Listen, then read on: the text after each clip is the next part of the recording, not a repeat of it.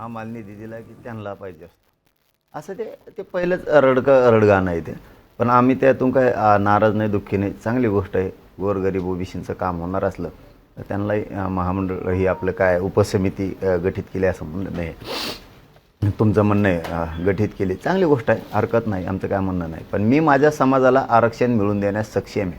कुणी कितीही उपसमित्या काय केल्या, कोणी कितीही टोळ्या माझ्या अंगावर काय पाठवल्या, कोणी राजकारणाचे तिकडच्या राजकारणी लोकांचे शब्द ऐकून इकडं आमचा मराठवाड्याचा काढलेला GR,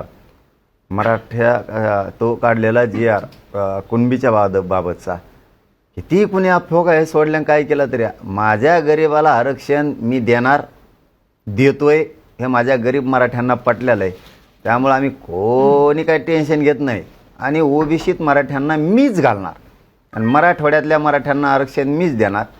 त्याच्याशिवाय मी आणि माझा समाज माग हटत नाही. त्यामुळे कोणी किती काय झालं तरी आम्हाला काही फरक पडत नाही त्याचा. आणि माझं याला जोडून म्हणणं आहे, ओबीसी समाजाला जसं तुम्ही उपसमिती गठीत केली, आणखीन एक काम करा राव, तुम्ही या राज्यातल्या सगळ्या 14.5 कोटी जनतेचे तुम्ही मालक आहेत. दलित मुस्लिमांसाठी सुद्धा उपसमिती करा ना. एक उपसमिती त्यांच्यासाठी करा, एक उपसमिती शेतकऱ्यासाठी करा सेपरेट, 2 करा. त्या आदिवासींसाठी 1 करा उपसमिती आणि मायक्रो ओबीसीसाठी 1 करा. कारण ओबीसीची उपसमिती मायक्रो ओबीसीच्या काही कामाला येणार नाही.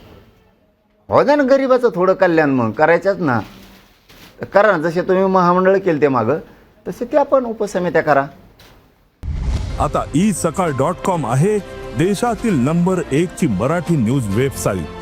प्रत्येक अपडेटसाठी isakal.com ला नक्की भेट द्या.